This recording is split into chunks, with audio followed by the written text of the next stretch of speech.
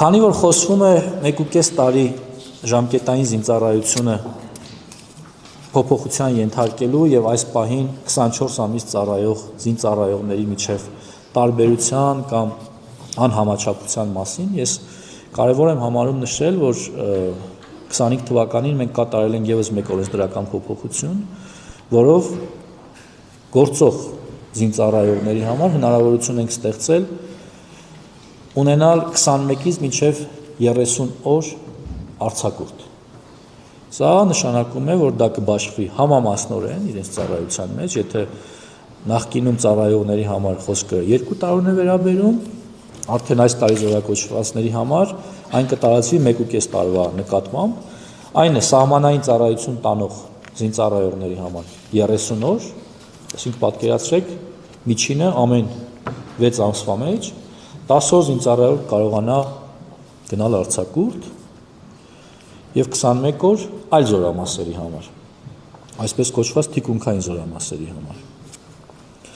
Եվ այս համատեքստում պիտի կարևորեմ մի այլ փոփոխություն, որը հանրության ուշադրության չի ներկայացվել կամ չի հայտնվել ուշադրության կենտրոնում։ Հիմա դահլիճում գտնվողները, նրանց հարազատները, ովքեր նախկինում ծառայել են, կհիշեն, որ երթման արարողության ժամանակ ինչի միջով են անցել զինծառայողը եւ նրանց ծնողները։ Սկսած X քաղաքում ծանոթ գտնել, բարեկամ գտնել, հյուրանոց վարձել,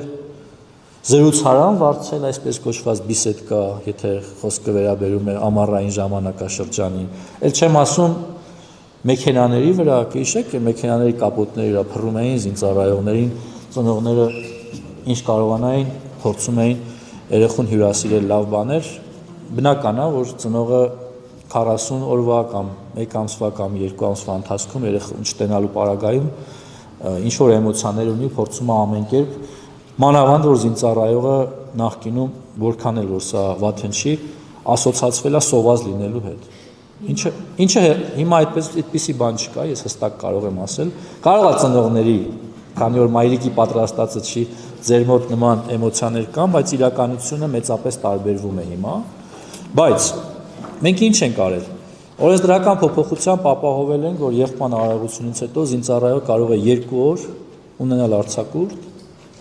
ծնողը նույնիսկ կարող է չգալ զորամաս, զինծառայողը կստանա 2 օրյա արձակուրդը, կգնա իրենց տուն, իր հարազատների հետ։ Կվայելի այդ 2 հանգստյան օրերը, այնուհետև կվերադառնա հիմնական ծառայության որպես լիիրավ զինծառայող։ Սա նույնպես